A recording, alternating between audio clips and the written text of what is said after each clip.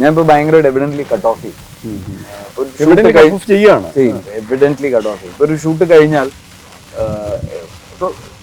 മിക്കപ്പോഴും ഇപ്പം വിക്രമൊക്കെ ഒരു ഷെഡ്യൂളിലൊന്നും അല്ല, 7-8 ഷെഡ്യൂളിലാണ് തീരുന്നത്. അപ്പൊ ഓരോ ഷെഡ്യൂൾ കഴിഞ്ഞിട്ട് ഇപ്പം ചിലപ്പോൾ 10 ദിവസം കാണും, ചിലപ്പോൾ 15 ദിവസം കാണും, ചിലപ്പം 2 ദിവസമായിരിക്കും.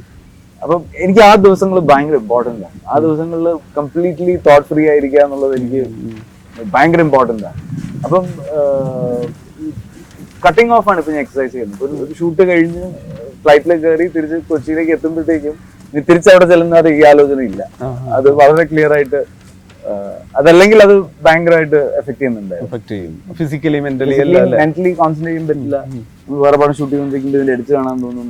അങ്ങനെയൊക്കെയുള്ള അതെ, എന്താ അറിയോ, ബേസിക്കലി ഞാൻ എന്റെ കാര്യത്തിൽ ഇൻസെക്യൂർ ആയതുകൊണ്ട് ഞാനത് കറക്റ്റ് ആയിട്ടാണോ ചെയ്യുന്നത്, ഞാൻ നശിപ്പിച്ചോ, എനിക്ക് അങ്ങനത്തെ പേടികളാണ്. അല്ലാതെ മറ്റുള്ളവരുടെ ക്രാഫ്റ്റിന് ഞാൻ ഒരിക്കലും വേറൊരാളുടെ ക്രാഫ്റ്റ് കാണാൻ വേണ്ടിയല്ല ഞാൻ എടുത്തു പോയി കാണുന്നത്. ഞാൻ എല്ലാവരോടും പറയും, ഞാൻ എന്റെ ഫ്രണ്ട്സിനോടെല്ലാം പറയും, എനിക്ക് ഒരിക്കലും വേറൊരാളുടെ ക്രാഫ്റ്റ് കാണാൻ എനിക്ക് എന്റെ പ്രശ്നങ്ങൾ എന്തെങ്കിലും കട്ട് ചെയ്ത് കളയാനോ അങ്ങനത്തെ ആവശ്യങ്ങൾക്കേ ഞാൻ പോയി കാണാറുള്ളൂ. പക്ഷെ ഇപ്പൊ കുറെ കൂടെ സൗകര്യം ഉണ്ടല്ലോ നമ്മളിപ്പോ ഷൂട്ട് ചെയ്ത് കഴിഞ്ഞ് വൈകിട്ട് വരുമ്പോഴത്തേക്ക് എന്റെ ഒരു ഓർഡർ ഒക്കെ കാണാൻ പറ്റും, റിവ്യൂ ചെയ്യാൻ പറ്റും. ഈ റഹ്മാൻ ഈ പ്രൊജക്റ്റിലേക്ക് വന്നതും അതിന്റെ ശേഷമുള്ള ഒരു പ്രോസസ് എന്താണ്? ആക്ച്വലി എന്താ സംഭവിച്ചതെന്ന് വെച്ചിട്ടുണ്ടെങ്കിൽ നമ്മള് ഈ പടം ഷൂട്ട് ചെയ്ത് കഴിഞ്ഞു. ഇപ്പൊ പടം ഷൂട്ട് ചെയ്യുന്ന പ്രോസസ്സിലാണ് സെക്കൻഡ് ഹാഫില് പടത്തിന്റെ ഒരു 80% ഡയലോഗ്സ് ഇല്ല. ഡയലോഗ് ഇല്ലെന്ന് മാത്രമല്ല, 1 ആക്ടർ ഫിലിമാണ്, ഒരു ആക്ടറേ ഉള്ളൂ. അപ്പൊ നമ്മൾ ഇതിനു മുമ്പ് നമ്മളൊരു കഥ പറഞ്ഞ് നിർത്തിയിട്ടുണ്ട്. പടത്തിന്റെ മിഡ് പോയിന്റ് വരെ അനി എന്താന്നുള്ളൊരു കഥ പറഞ്ഞ് നിർത്തിയിട്ടുണ്ട്. അപ്പൊ ഈ കഥയിൽ നിന്ന് ഒരു ട്രാവലാണ് നമുക്ക് വേണ്ടത്. ആ കഥ നിർത്തിയിരിക്കുന്ന ഒരു പോയിന്റ് തൊട്ട് ട്രാവൽ ചെയ്ത് നമ്മൾ കൺക്ലൂഷനിലേക്ക് എത്തണം. അപ്പൊ ആ ട്രാവൽ അത്രയും സ്ക്രീൻ പ്ലേയില് വളരെ കുറച്ച് ഡയലോഗ്സും കാര്യങ്ങളൊക്കെ ഉള്ളു. അപ്പൊ ഷൂട്ട് ചെയ്യുന്ന പ്രോസസ്സിൽ ഞാൻ മഹേഷിനോട് പറയുന്നത് ഹൈലി മ്യൂസിക്കൽ ഫിലിമാണ്. അപ്പൊ മഹേഷ് അങ്ങനെയല്ല എഴുതിയിരുന്നത്. മഹേഷ് അതിലേക്ക് എത്തുന്നേ ഉണ്ടായിരുന്നുള്ളൂ. അങ്ങനെ പടം ഷൂട്ട് ചെയ്ത് കഴിഞ്ഞ് അതിന്റെ ഒരു റഫ് എഡിറ്റ് ഒക്കെ വെച്ച് കണ്ടു കഴിഞ്ഞപ്പോഴത്തേക്കാണ് ടീമിൽ എല്ലാരും ഒരു തോട്ടിലെത്തി പടം ഹൈലി മ്യൂസിക്കലാണ്. അപ്പൊ അത് അങ്ങനെ തന്നെ അപ്രോച്ച് ചെയ്യാം. അപ്പൊ അങ്ങനെ നമ്മള് പല ഫ്രണ്ട്സൊക്കെ ആയിട്ട് സംസാരങ്ങളൊക്കെ നടന്നുകൊണ്ടിരിക്കുമ്പോഴാണ് എന്നെ ഒരു ദിവസം അരുൺ സ്വാമി സാർ വിളിച്ചു. അരുൺ സ്വാമി സാറായിട്ട് ഞാൻ ഇങ്ങനെ സംസാരിച്ചുകൊണ്ടിരിക്കുമ്പോൾ പുള്ളി എന്നോട് ചോദിച്ചു, എന്താ ഓഡിയോ ഷൂട്ടിംഗ് ഫോർ? ഞാൻ പറഞ്ഞു, ഇല്ല, ഞാൻ ഇപ്പൊ എന്താ ഷൂട്ട് ചെയ്യണമെന്ന് ഡിസൈഡ് ചെയ്തിട്ടില്ല. ഞാൻ ഒരു സാധനം ഷൂട്ട് ചെയ്തിട്ടുണ്ട്, അതിൻ്റെ ഒരു ക്രൈസിസ് ഇരിക്കുകയാണ്. എനിക്കൊരു മ്യൂസിക് ഡയറക്ടറിനോട് ഇത് പിച്ച് ചെയ്യണം.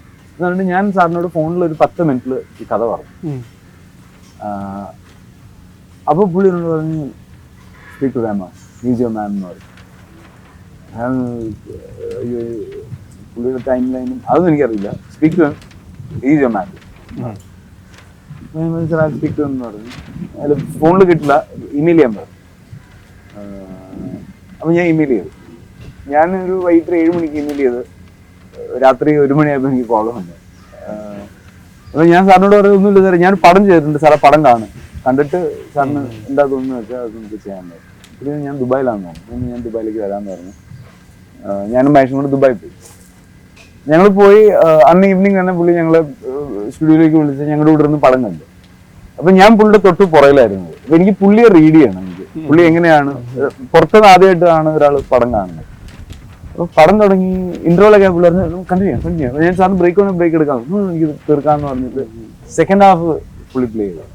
ഈ സെക്കൻഡ് ഹാഫ് പുള്ളി ഇങ്ങനെയൊക്കെ ഇരുന്നാ കാണുന്നത്.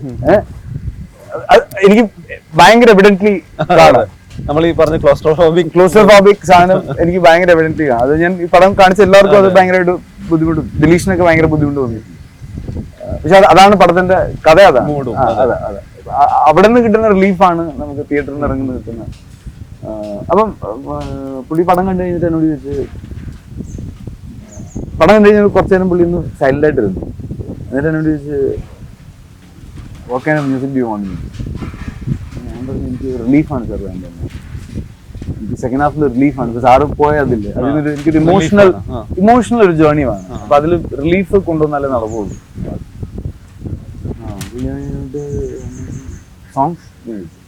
സോങ്സിന് വേണ്ടെന്ന് പറഞ്ഞു. സോങ്സ് എല്ലാം എന്റെ ആൽബം വിൽക്കാൻ പറ്റില്ല എന്ന് പറഞ്ഞു. ഞാൻ sir I am not bothered about that. എനിക്ക് ഇതിനകത്ത് മെയിൻ വേണ്ടത് സാറിന്റെ ഓയിസ്റ്റിയാണ്. പുള്ളി പറഞ്ഞു ലെമി സിറ്റ് ഓവർ എന്ന് പറഞ്ഞു. പുള്ളി അത് കഴിഞ്ഞ് ഒരാഴ്ച കഴിഞ്ഞ് എന്നെ വിളിച്ച് പറഞ്ഞു ഇതിൽ കുറെ സ്ഥലങ്ങളിൽ പാട്ടുകൾ യൂസ് ചെയ്യാം, കുറെ സ്പേസസ് ഉണ്ട്.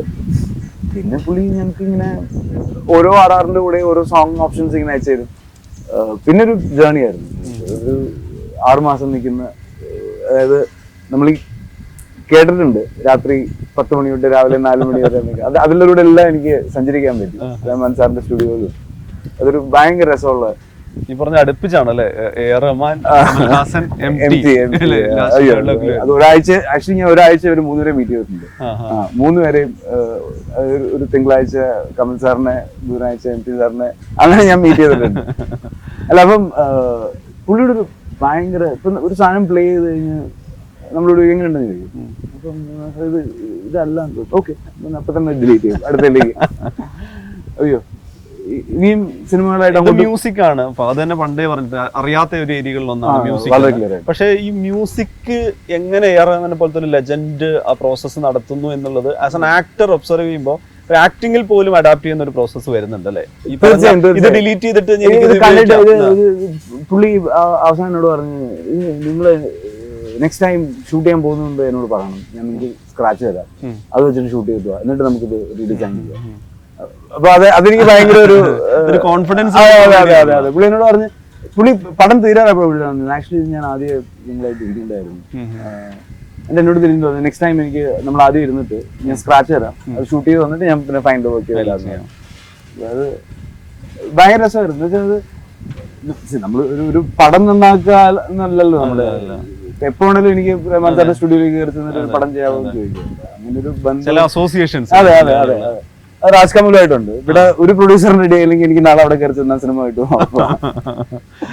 കമൽ സാർ ആക്ച്വലി എപ്പോഴും പറയും ഈ മറ്റു പ്രൊഡ്യൂസേഴ്സിന് മനസ്സിലാകാത്ത സിനിമകൾ ഇങ്ങോട്ട് കൊണ്ടുവന്നു ഞാൻ ചെയ്തോളാം. എക്സ്പെരിമെന്റ്. അയ്യോ അയ്യോ അയ്യോ അയ്യോ